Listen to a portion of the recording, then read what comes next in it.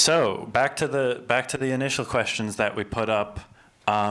This is kind of probably one of the more like broad, open-ended sets of questions that we have. If anyone just wants to start off by saying like anything in reference to these, Daniel, raise your hand. We can come and give you a microphone. So, any thoughts? Yeah, this is kind of intended to like give you a chance to share your experience after hearing from our speakers. So, yeah, just raise your hand and we'll come over.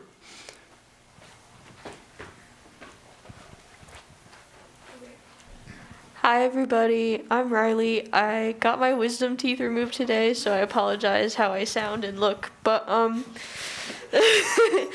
so I guess what I thought was really interesting was for my ethics course in CS, we had to do a case study, and I reached out. I did it on AI in galleries, libraries, archives, and museums. So I reached out to people at St. Olaf specifically to get their perspective. And I guess one person's response like really stuck out to me. So the director of the Flatton Art Museum. So I had like multiple questions. They were all just sent over email. You know, I told her this is for a case study. People will see these answers. So one of the questions was like, in general, how do you feel about AI being used as a tool for museums and galleries? And she was like, I regularly use Claude in the workplace, so I asked Claude to weigh in. And then she just pasted Claude's answer to my question.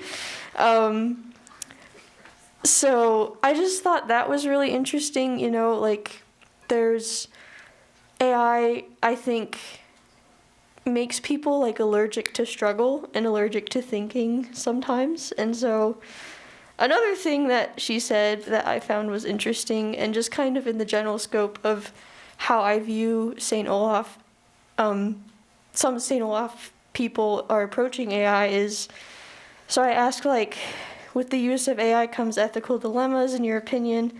Would AI's implementation in museums and galleries outweigh these concerns? And her response was, so many ethical concerns. Yes, my thinking is still evolving on this topic, but as I've indicated, I'm experimenting with these tools despite the ethical conundrums and shortcomings.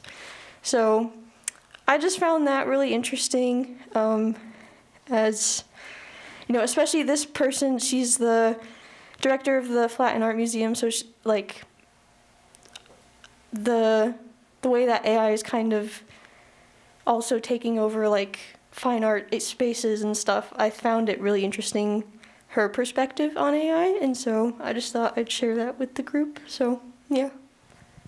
Thank you, Riley. That's frustrating.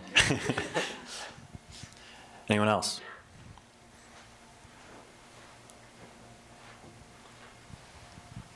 Got it. You got it.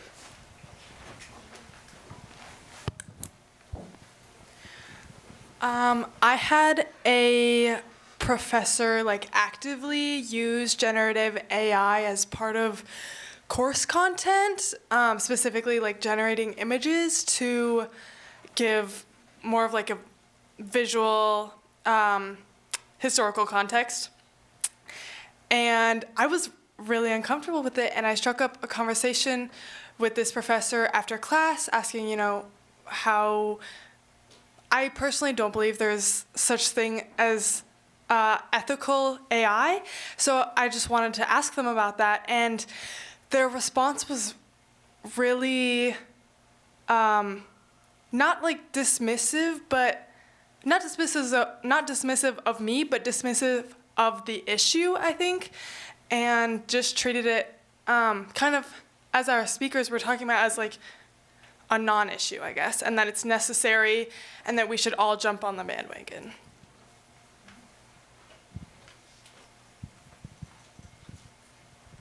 Thank you.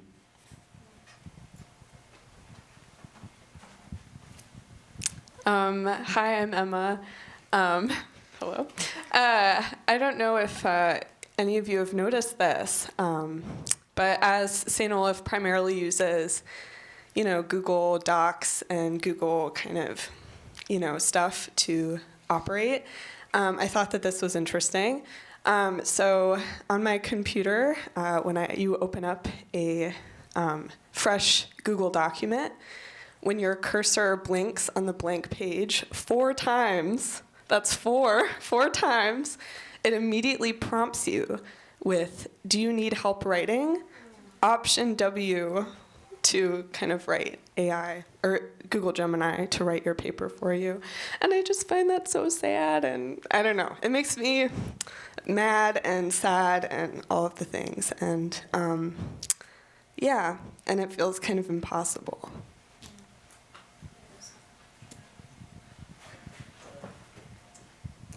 Just in addition to that, on Google Slides, there's an option to beautify your slide. I haven't tried it, want to, but I just find that interesting too, like the focus on art as well, and making it look more pretty and appealing is really interesting as well. Sorry. Okay. Yeah, I don't mean to call anyone out, but like I've been in group projects before, and it feels almost like disrespectful to be like, let me ask ChatGPT how to do this specific task, or like, oh, let's put this in here, when I can't be like, wait, no, like is representing my work at that point also. So it's kind of a struggle there of something that's supposed to be collaborative, but is turning into a AI dominated thing. I don't know if we're still talking about just experience. I have more of a question, because I'm somebody that has taken, like, I guess, like with my professors, I've made a formal stance against using AI in my assignments, even if they assign it. But when I talk with my fellow peers about like their relationship with AI and how they use it in their assignments, I've been in like, I would say like, it's kind of, I kind of don't know how to answer when I'm talking with students that are like, I'm gonna say like particularly like international students that are like maybe in social studies classes that have issues with context that is assumed to be known by all the students, and they have to do like double of the catching up compared to their other peers. And I think like, you know, not everybody has to have an answer, but does anyone know like how you would like to respond with somebody that constantly feels they're not at the same, I would say, surface level of like information to succeed in a class that is like required that you know certain contexts about material and history that has nothing to do with your own upbringing, and like sees AI as a resource of giving you, yes, like the efficiency, but also putting you on the level that is pretty equal to the people around you.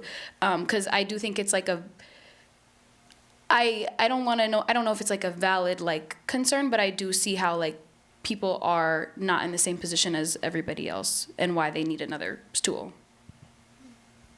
I saw Pavo's hand first, but we do have a question later on kind of about AI as an accessibility tool, but maybe Pavo can kind of get us started on that.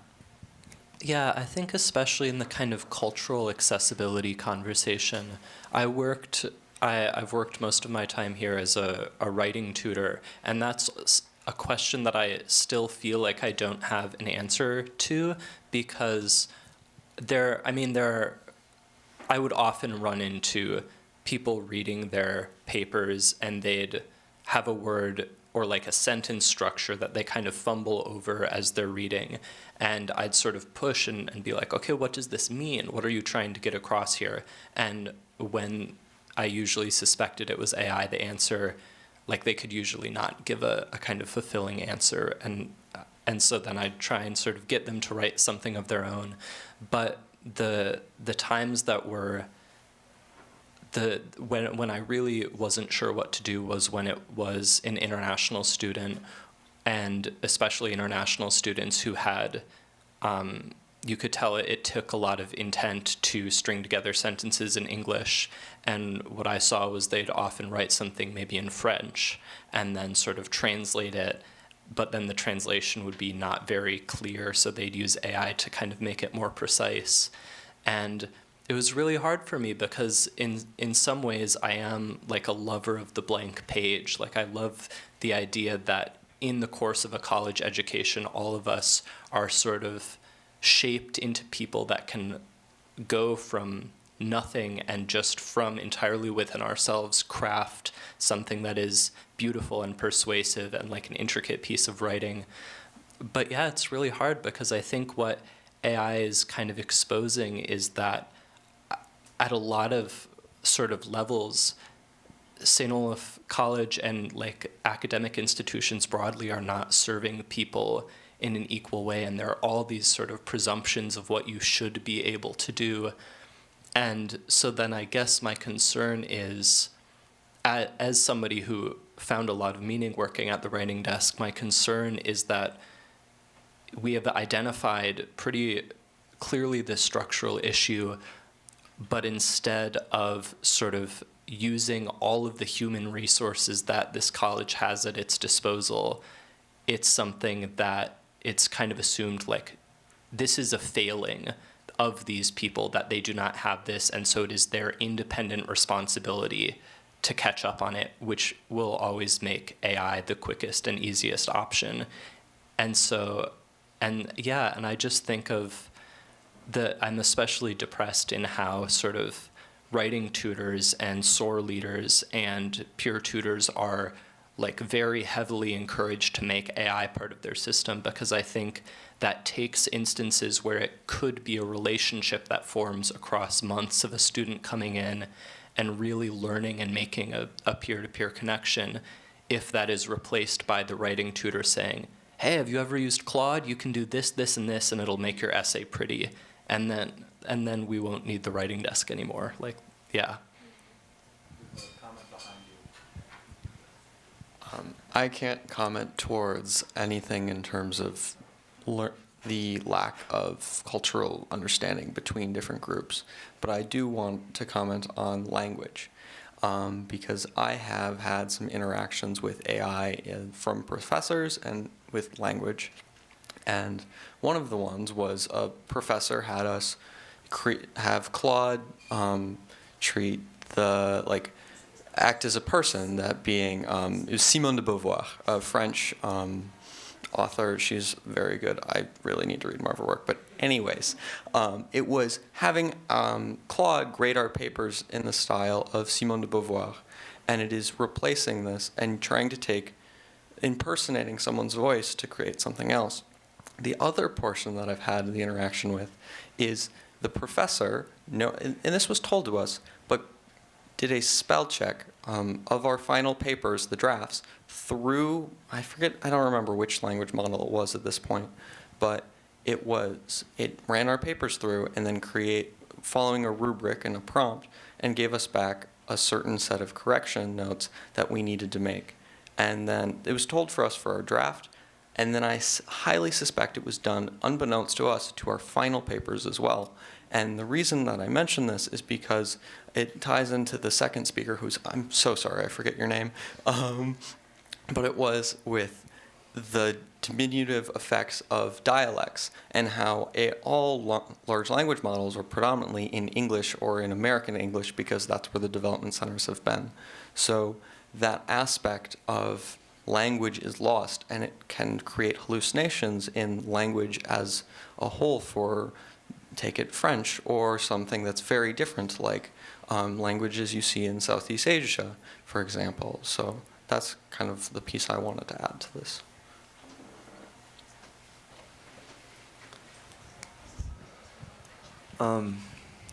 Maybe we can kind of get to this last question at the end. Do you want to move to the next, perhaps?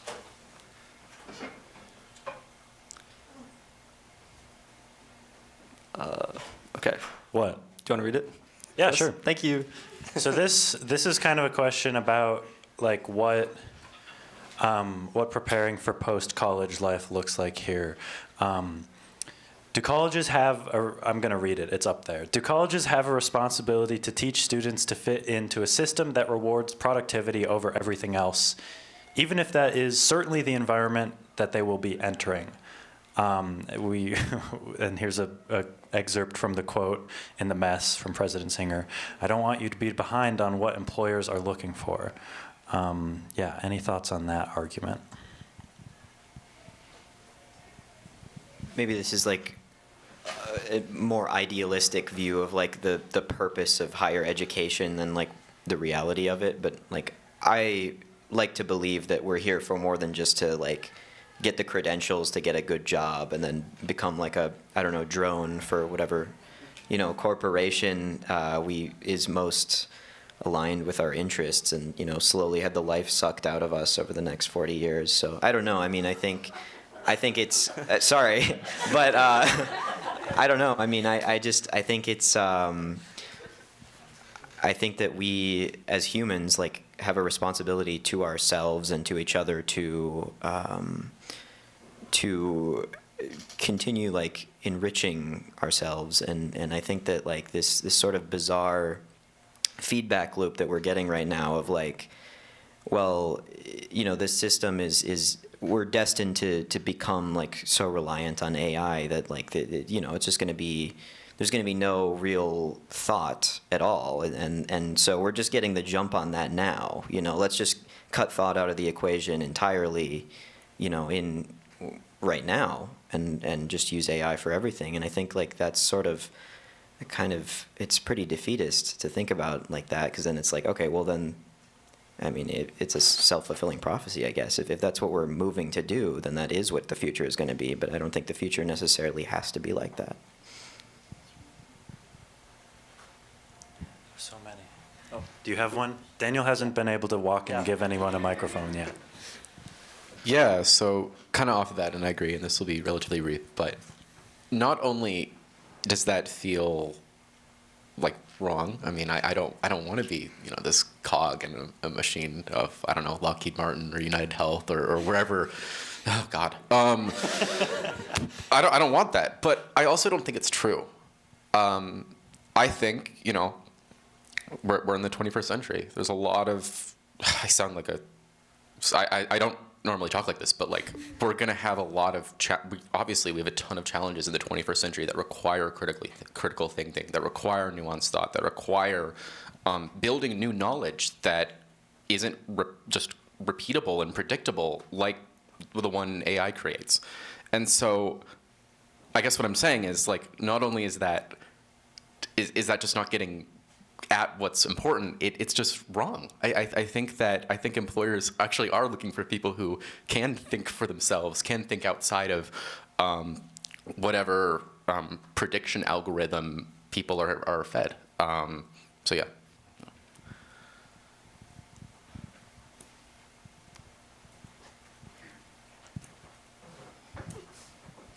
I think so. Like off of that.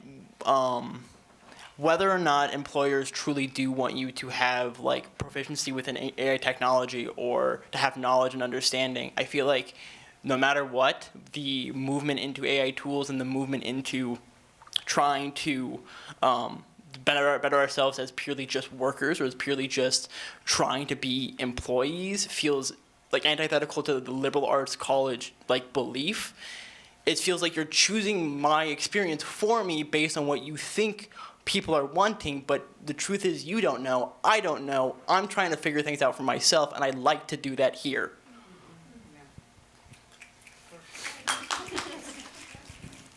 I can't speak to other majors, but as a social work major and someone who's going into a helping profession, which should be the least AI involved field, it feels as though being in a college where I'm very disappointed with the rigor and the lack of, even when they say, you know, no AI on this assignment, when it's clearly AI, like copy paste ChatGPT, and I see this and there's no consequences or even a discussion about it, I don't feel hopeful for the future of my peers, and also just like if we're going to talk about the workforce.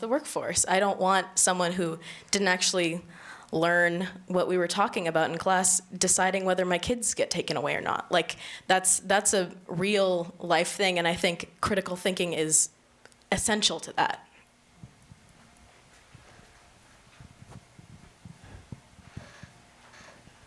I'm going to let Daniel walk again. Thanks, Will. I need this.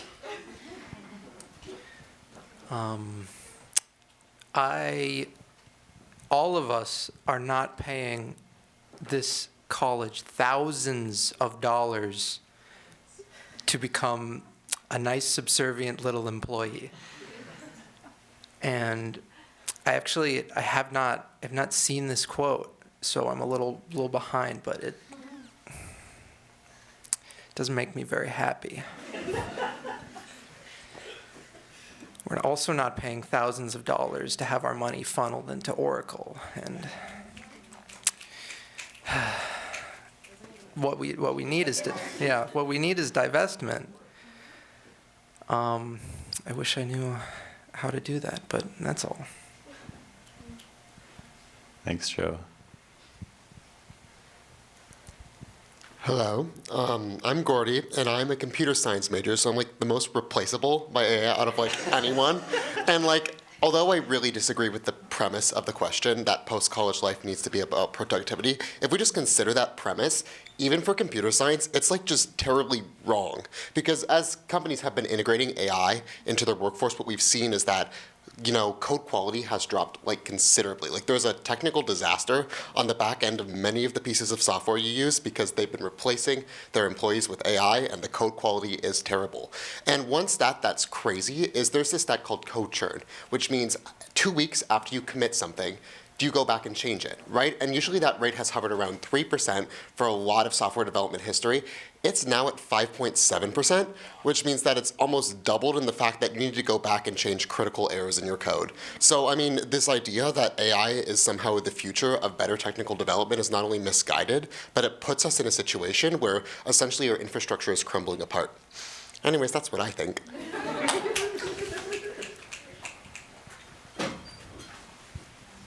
I'm Ella. I think it's really important to think about perspective, specifically when you're thinking about employment, because there are multiple different places in which you can be employed. There's a lot of different effects and such. I come from a rural area of the United States where a lot of jobs are done manually. I grew up around a lot of ranches where ranchers were really thinking, like they think about like number of livestock, number of all the stuff that can be automated by AI. AI can count cattle, AI can do a bunch of this stuff, but that is supposed to be done by people who care for these animals. And as you see a bunch of these like livestock workers falling more towards computer automated herd counting and stuff, you're missing that kind of importance for like loving what you do, And I think it's just perspective, because it's the same way in more urban areas. I'm going to breathe for a second. So like if you work in an office building, it's the same thing as if you're herding cattle on a ranch. If you love what you do, it's important for you to do that and not to trust something else to make it easier for you. And I think, again, perspective is different, but also like you got to think about actual like thinking instead of having something like count cattle for you, which is can start a bunch of different problems. Should we maybe move on to the next one? Okay, yeah.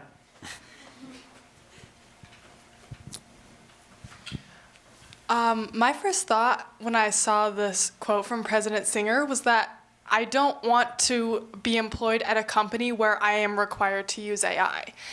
And I don't know if that's realistic or not, but like I have to believe that there is a better hope for our future. Agreed. All you, Dan. All right, I'll read this one. Okay, AI as accessibility. There are arguments defending generative AI as useful for purposes of accessibility, whether that be throughout academia or the workforce. Is it difficult to ensure academics are accessible in equitable ways without generative AI? And this gets back to kind of what we were talking about. This is definitely a difficult question, and it is something that President Singer brought up in her interview, so definitely worth talking about.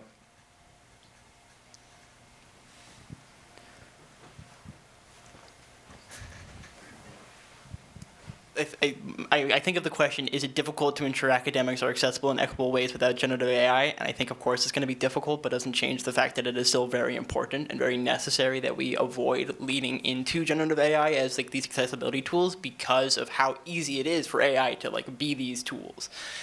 You know, the fact that like we can now use AI to you know, be more equitable in how we teach does not mean that we're valuing being equitable in how we teach, because we would have done that and put the effort and put the resources into it beforehand before putting that resources into AI to do something. Like it's putting the resources into AI to do all of the things instead of just putting the resources into the things. It's cut the middleman out, put people involved.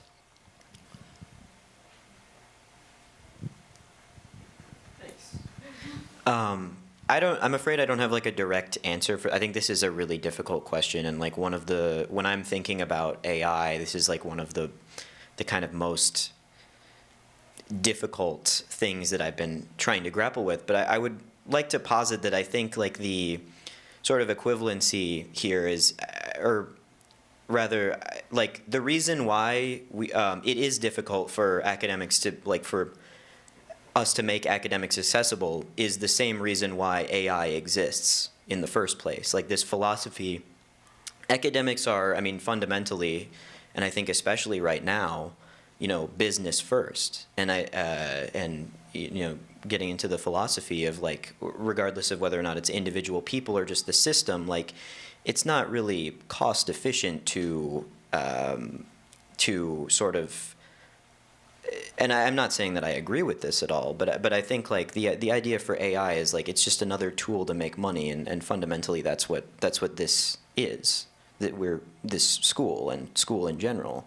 And so I think like it sort of rings hollow to me that it's like we're bringing in this, you know, massive cannibalistic technology that has like disastrous consequences for like human development and also the environment, and is just, you know, enriching the people who create it. And I think it's kind of the same thing with school. I mean, I just don't think that this like, I don't think that the idea of like it's going to be impossible to make things equitable unless we bring in this kind of shining new technologies. It's kind of strikes me as wrong and kind of evil to even, I don't know. I mean, but again, I'm open to disagreement there.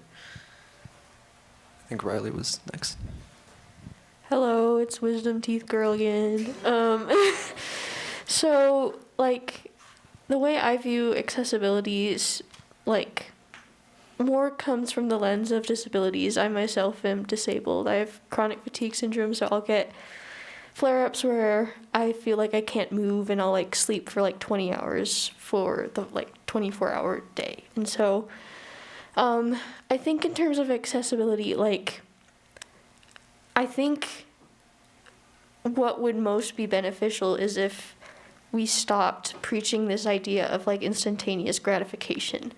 Because, like, you know, sometimes I'll have a flare-up and then I'll have, like, a moment where I feel okay, but I don't immediately go to ChatGPT to, like, fill me in on what I missed for class. You know, I reach out to my professors, or I try and go to, like, TA sessions, or, you know, because I don't want my time and my effort to contribute to something that I, like, would feel guilty using, you know, like, I don't, yeah, so, like, accessibility, I think just letting go of instantaneous gratification and realizing, like, AI is not how I want to spend my time, because sometimes it is limited, you know. I'd much rather talk with a human who, like, cares about my well-being and cares about how I'm doing, especially, like, even, like, especially in the midst of a flare-up or something. So, yeah.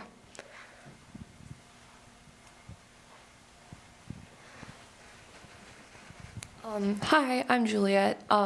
I think a lot of times when I see the conversation of accessibility within my time here at St. Olaf, I've seen it in comparison with I can't make art, so I just won't do it because I don't have the time. And I think a lot of times when it comes to that, I would like I think that we just need to maybe go to like a second step. Like maybe you could do a collage or a different kind of art or a different sort of thing. Or maybe the art is just scribbles and that's just what it is. And I feel like sometimes it just is that you have to go to class and give what you can, and that's all that you can do. And I've just been met with a lot of times where people go, I didn't have the time, or I didn't have the ability, or I didn't have the technological advancements that someone else has, so I just decided to type it into ChatGPT and I got the art that I needed. And as someone who has 2 siblings who came here for art, it makes me really discouraged to walk around and see people not care about art in any way, and also not see that it takes time to get good, and sometimes you're not as good as everyone else, and that's okay. My art is not as good as someone else's, but that doesn't mean it's bad. And I think in that terms of accessibility, I think sometimes it's just you gotta take a breath and look at what you can do, but that I know that I don't know everything, so I might be wrong. Go to people we haven't heard from. Well, that seems fair, right? I don't know. I don't do this kind of thing. When I read the question, is it difficult to ensure academics are accessible in equitable ways without generative AI? The first thing that comes to mind is, I believe it was the CEO of OpenAI saying, yeah, I don't know how I would raise my baby without ChatGPT. And I truly, like, it is difficult, but I think that's good. Like, I don't think there's any way to learn without the difficulty. And I think also, I believe up there, your name is Riley, was talking about getting an understanding from their professors. And I think that just kind of shoving the ideas or whatever is accessible kind of under the rug and just pushing AI to the forefront instead of trying to understand why something isn't accessible or other ways to make it more accessible sort of are disingenuous and also ignore what someone is dealing with, whether it's a disability or something else. But it ultimately also, what Professor Eichberger was talking about, less so in like intellectual relationships, but personal relationships, completely disconnects us. There is no mutual understanding or connection between us if we don't try to understand what makes each other's lives difficult. And so I think it is difficult to ensure that academics are accessible, but I don't think that's a bad thing, and I think shoving AI to the forefront ultimately just adds fire to fire.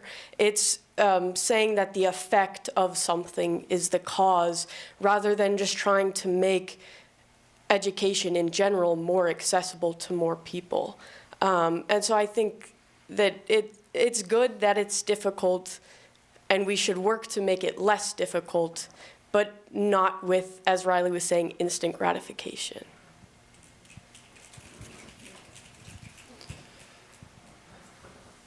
Did you? Okay. I'm going to do Katie first. And Oh, sure, yeah. it's all right. Okay. A lot of what I wanted to say was already covered, but I just wanted to say that kind of the concept of like using generative AI for accessibility purposes kind of seems like a smack in the face. It seems very like impersonal. Like if a student was looking for like accommodations or like for class to be more accessible, if they were met with a robot, I don't know, if that was me, I would be pretty annoyed, because it, like when students need more support, I think it needs to be personal support. Other than that, like if it's just AI, it seems just kind of like a roundabout way that prioritizes like efficiency, like Hannah was saying. Yeah.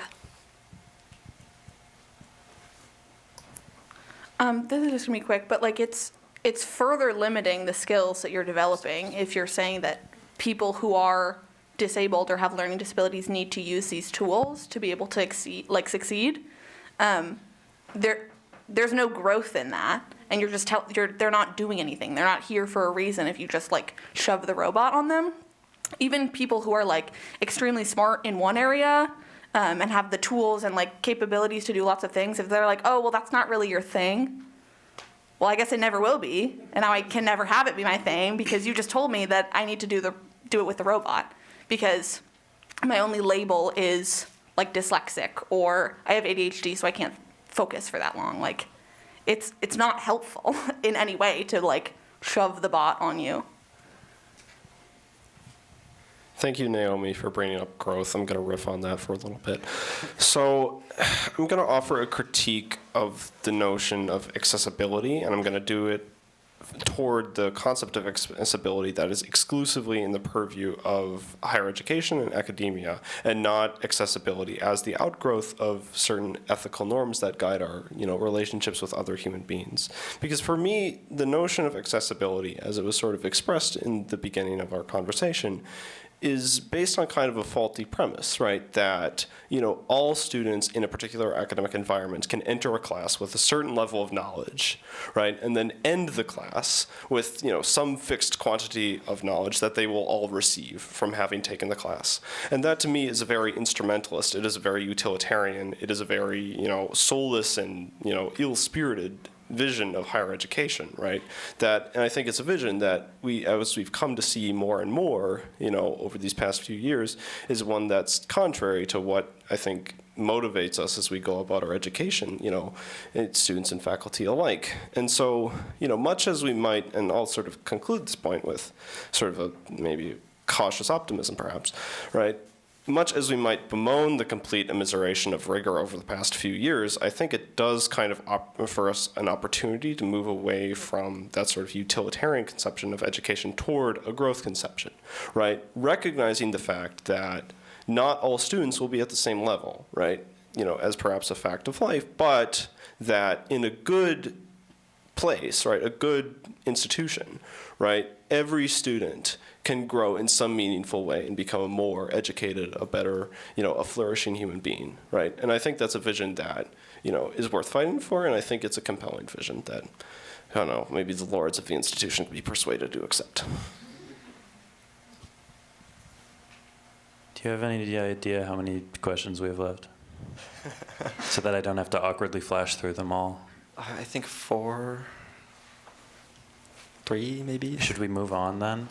Yeah, let's move on. All right, let's move on. This one's mine, I guess. There is a lot of discussion about the possibility of students entering the workforce with no experience using generative AI. Is there even a meaningful way to teach generative AI in the way that employers would be using it? We were looking on the website, the St. Olaf website has like an example, like a few examples of like ways to teach AI in class, and like one of them is like have ChatGPT generate an essay and have the students grade it. And we were talking to a professor who was like, I don't have time for that. Like, I teach something else. Like, this isn't, I don't want to do that. So like, what's like a productive way to interact with this kind of thing in an academic setting? Yeah, any thoughts on that? Real quick, we have one slide left actually. So oh, okay. Not too much left. Yeah.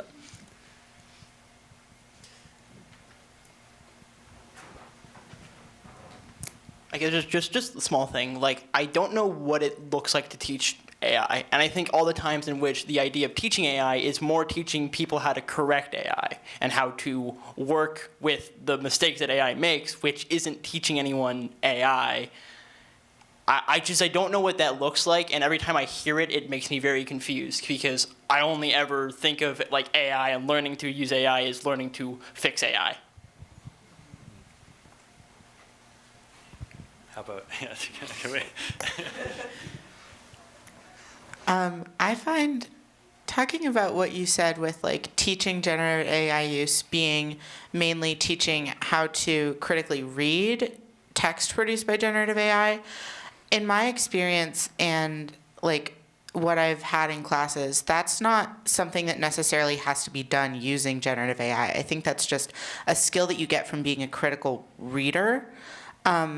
And I just don't understand this push that we have to include generative AI because we have to see like how it could be wrong or how it like mixes up summaries and will tell you the wrong thing, because I think that you can gain those skills just learning how to interact with writing and read sort of academic and professional writing in general.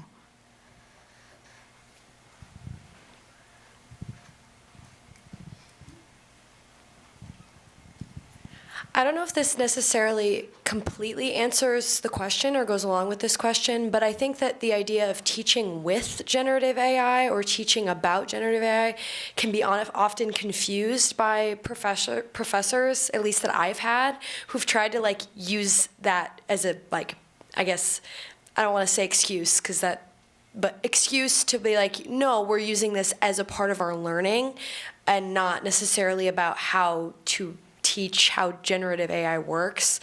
I had a professor, which again, this class was a while ago, but it was about who owns the arts. It was an ethics class, which the fact that it just was this class confused me a lot in all of what we did in this class. But the final was to use AI to help teach AI to write poetry, which was honestly one of the most insane things that I feel like I've ever done here, because I was like, what do you mean we're teaching AI how to make art? But then also who owns it? Anyways, my point is I think that like the idea of teaching how to use generative AI like also just pairs along with like just using it, like, and using it and like relying on it in these teaching like circles that we have. And it just, I don't know how that would necessarily, a lot of these examples, be like employable things. It just is, yeah. I also think there's a struggle on how to actually teach the use of AI, because some people don't fully understand the entirety of generative AI in itself. I think some people will be like, oh, I can just ask it a question, and it's so much more than like it's like, some people don't understand that it collects information. Like if you tell it something personal, it's going to remember and it's going to use that. And I think teaching it, everyone has to understand it, and I think AI in itself isn't understood in a way that we can teach it, if that makes sense. I just think that there's too many issues there.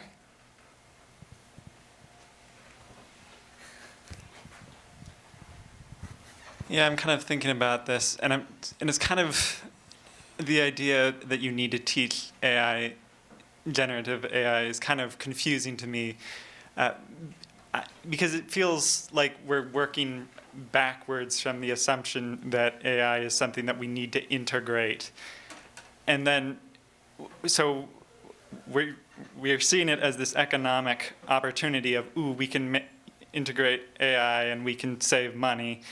And now we're looking for ways that we can justify the spending beyond that. We're looking to say, oh, it's making things more accessible. Oh, it's helping prepare people for a workforce where they will need to use AI. But I can't,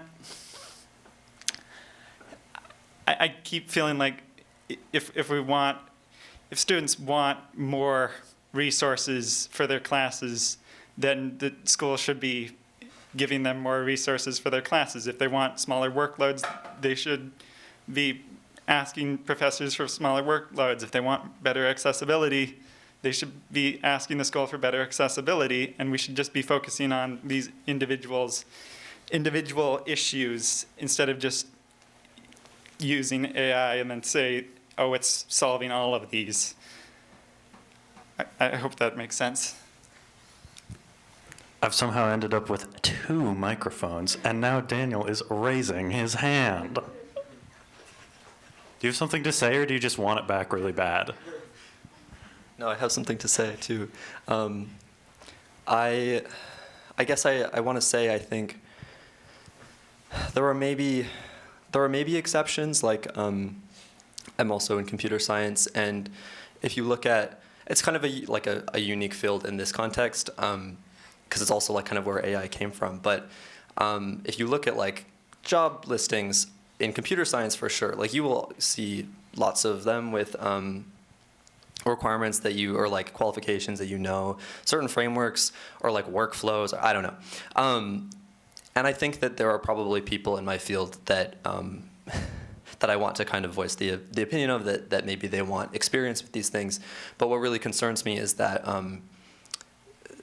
that professors are being told to like incorporate this, or are incorporating it without letting their students like kind of opt out in that sense. And like there maybe is a place for this for those that want it, but it really like is concerning if, in order to study something, you have to go through it, because I think we've kind of expressed why that, there are like very good reasons not to want to not use it. So, yeah. How long should we leave for our last question, do you think? I think we just had one more. Maybe not? Yeah. Yeah, I think like also with this culture of, I guess, relying on AI as like a first option, people forget that there are already a lot of systems in place on campus that are meant to be helping people with the issues that they have. Like I remember once because I'm a McNair scholar, and this one time we were going over like resumes, like editing, whatever, or like cover letters. And the director, I'm trying to remember who exactly it was, but was basically saying like, and if you need to edit your resume, like AI is a very good tool to like to look over it.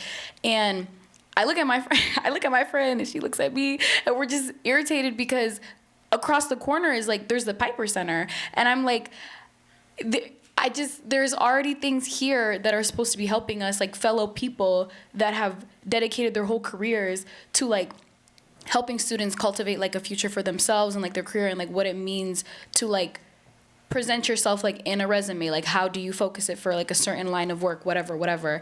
And I thought like it was a really disgusting oversight, because like if you have issues with like writing an essay or like brainstorming stuff, like we have the writing desk. And I'm somebody that like, I don't prioritize efficiency in the way that my work ethic can be very low, and I procrastinate a lot. Dr. Yannick is laughing because I've had their class and my timeliness is very bad. But like something that has always driven me to go is like, I have like the resources here, and I'm going to I intend on using them. Like I don't know if any of the writing desk tutors here recognize my face, but I'm there. Oh yeah, hey, I'm there like a lot, and I think like people forget that there are so many resources that we have on campus, and I'm like, until you exhaust all of those, like we don't need to be pushing like this use of generative AI for your assignments. But like also again, that only works like if you have classes and professors that are not prioritizing like efficiency in like a perfectly polished like presentation of yourself and your work. And I think like if you are prioritizing that a student is like learning something and digesting the material in a way that's actually meaningful to their person, then those things can like coexist. But I get like when there are profs that are not. Yeah.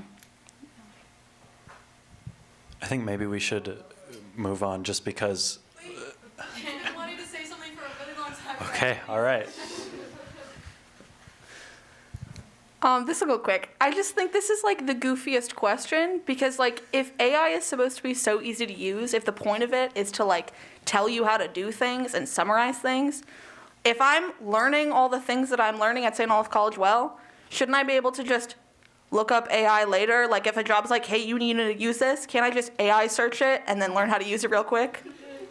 Like, I just feel like this is the goofiest discussion, because like, isn't that the point of AI, is that I don't have to do anything? Yeah, okay, so,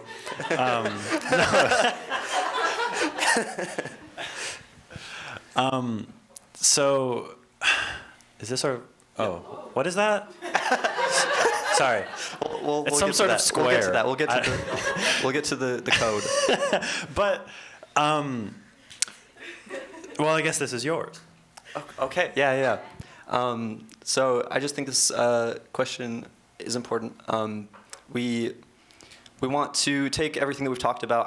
I feel really good about this. I love what you all have said. And we want to be able to do something with it, of course, and like, take action. And so this was also one of the questions at the beginning, but like, are there like kind of specific things that you all have thought about that you would like to see the college like do, or specific things that you want to do to kind of influence things on campus? That's kind of just what it's getting at for the most part. And I have a couple, but I'd love to, let's talk about it. And also, we have some professors here still. I think this is super applicable to you guys. So like if you guys have like ideas from your different perspective than us on what this can look like and how we can kind of, better, request the right to refuse to use AI completely, like whatever that may look like. If you guys have any insights, it would also be very much appreciated here.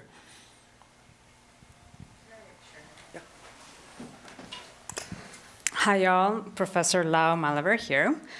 I'm not sure how I will answer this question too specifically, but I'm going to share a quick story that reminded me of the conversation today with you all and see if maybe from there we can come up with actionable items.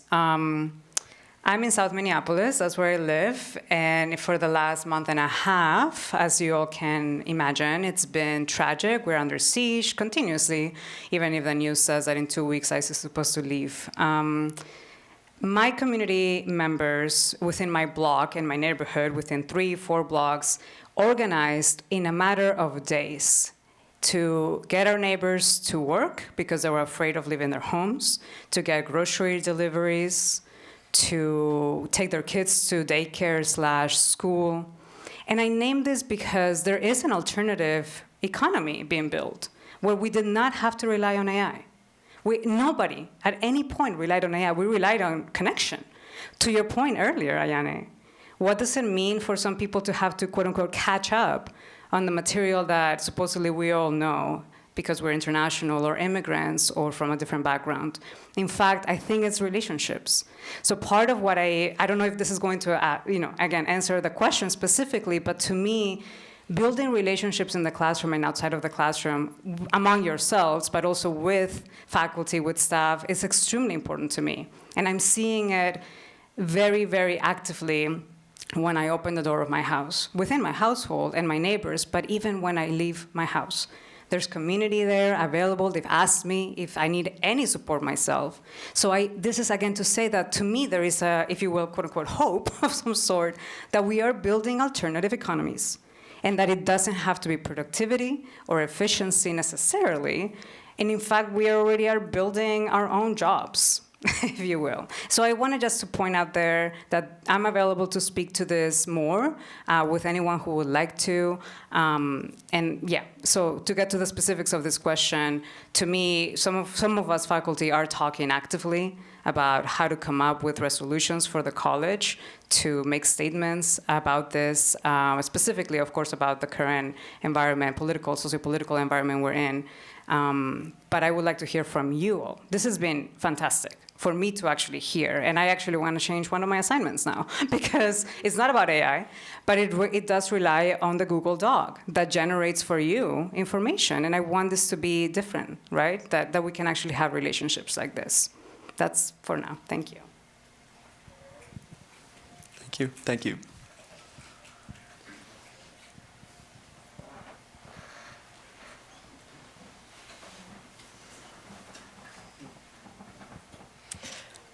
I think that any policy that gets enacted needs to be larger than a classroom.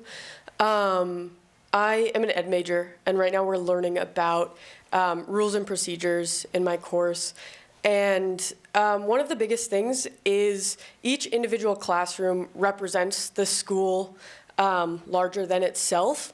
And if a student goes from one classroom where the rules are super strict, they cannot leave the classroom to go to the bathroom without like a huge hall pass, but they go to their next period and they're just allowed to leave whenever they want to. There's no tracking of who's in the hallway, who's in the class. Then there's really no respect for either of those classroom rules because there's no kind of continuation between anything. And I've experienced this myself with different courses. I'm in one of Dr. Yannick's courses right now where there is like absolutely no AI use ever. And in one of my other courses, my professors really wanted us to use AI and they generated their own assignments with AI.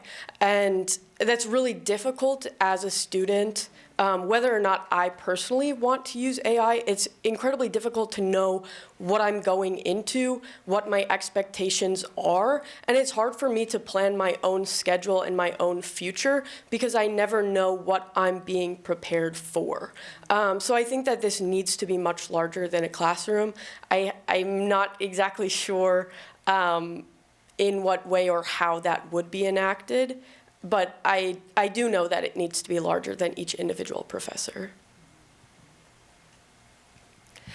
I also think that there's something to be said. I mean, when you say when there's the department question, and among faculty together, I think it's important to know what professors how they are using AI themselves, not even just to assign assignments and the usage of AI within students' work that they do, but how much they are using it themselves to develop their own academic instruction. Simply, and I know it's like, yeah, we pay so much money to go here, and these professors have paid so much time and effort and their own money to have a degree and teach and be very knowledgeable in the subjects that they are. And I, not naming names, have had professors who I literally can look at the presentation in which they are giving, and I know that this is not information from their brain. And I know that, and not just their brain, but like I know that this is summarized information, and I know that this is information in which I would like to receive not this way. And like, how do we go around policy decisions around what professors are able to use it in their own decision making on what they are teaching, I think is also another level of administration.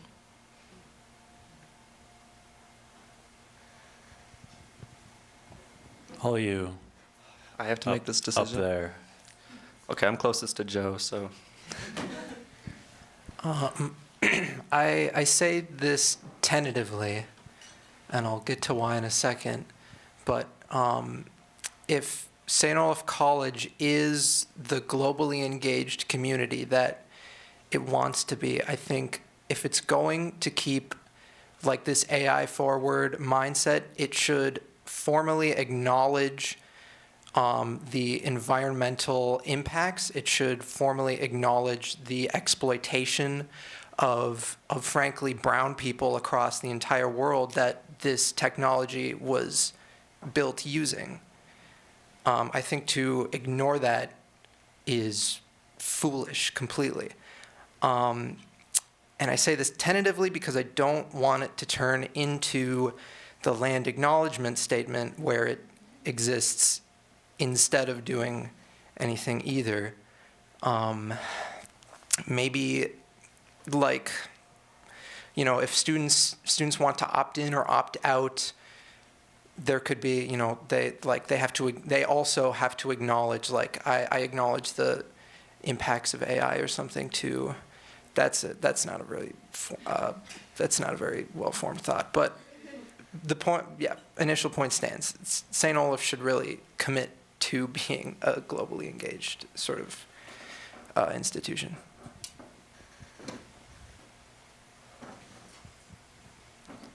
All right, I'm closer to Gordy, so. Okay, I don't know if this is, excuse me, I don't know if this is a little bit of a hot take, but I'm not sure St. Olaf as a college entirely should have a dedicated policy around AI for every single major. Because I mean, I'm involved with a lot of different major communities on school, and like in computer science, I've had the pleasure or displeasure of somehow talking with a couple tech CEOs somehow, like last semester, and I mean, AI is just going to be there. It is inevitable for people going into software. Like, I feel like saying that, pretending it doesn't exist and shutting your eyes is not going to help the student body be prepared. But also, I'm a math major as well, and I don't see a place for AI anywhere there. I do not. It is all about problem solving. It's all about critical thinking. And if I really were to imagine a student using AI, they don't get anything out of it, because every problem is a new challenge to expand your mind and try something new. So I think department having an AI policy is actually, I feel like, something that should be very mandatory for the school as a whole. Because if you don't have a cohesive policy for how your majors are meant to interact with this new technology, people are just going to do whatever they're going to do. You know, they're just going to do what's best for them. And in a lot of cases, I mean, I don't want to be pessimistic about the learning goals of students, but I think a lot of times when life gets hard, you take the easier route. And I think right now the easy route for many people is AI. So I think having kind of this dilly-dally, like, oh, for this one class, no AI at all. Oh, for this other class, oh my God, AI everything. All it leads to is students feeling like the professors do not have a cohesive understanding of the technology and the department as a whole. So then they think, oh, well, if they don't really know what's up, I guess I can kind of do whatever they want because it's not a coherent message. So that is what I think. I'm all the way back here, so I think Will, you better choose. I better pick someone, huh? Yeah. Well, here. Atlas was first? Okay, Atlas, can you catch? So I agree that policies for student use should be made department-wide, but one thing I would really like to see school-wide would be a policy for disclosure on grading for professors, because hearing these stories about students having their projects graded and their essays graded by generative AI has been like really disheartening. And I think that if that is a decision being made in our education, that we should be aware of it and able to opt out before we sign up for the class.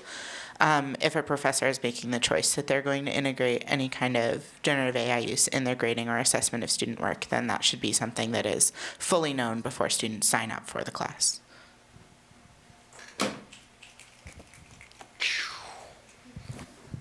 All right, I don't really like, proposing policy ideas or political tactics because that's not something I really know how to do. I'm not an organizer.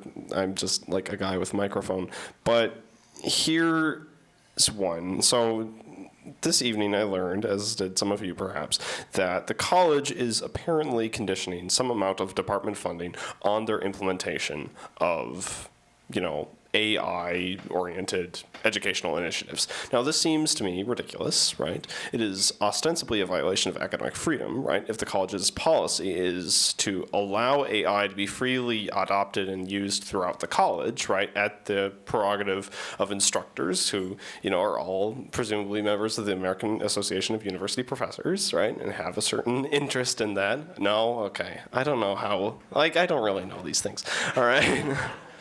But to my point, right, there is a norm there that we could weaponize against the administration, right, with respect to a specific thing, right? And of course, as to whether this is, a verifiable accusation, presumably this is all buried in emails that no student is ever going to read, right?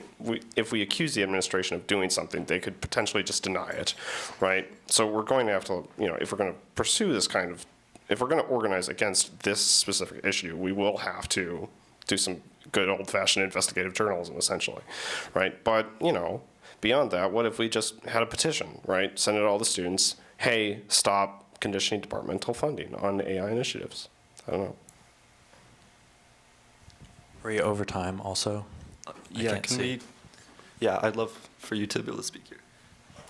Okay. I guess just me personally, when it comes to figuring out what we should do about AI, I think first we should address that, some of the reasons why students use AI to begin with. And I think one of them is mainly just a desperation, whether there are people who believe, my grade rides on this, or I need to meet this standard, and I don't have the time to meet it. And I feel like, especially for students who need things to be accessible, I feel like one of the first thoughts they should have should be, what are my resources here that I can use in order to catch up, not what can I do to to keep my grade in record time. And I think what probably should be done is maybe have more emphasis on the support services that we have here at St. Olaf College. The writing desk is very important. The Piper Center is also very important. We should be emphasizing those. We should also emphasize the wellness center that's here in Buntrock.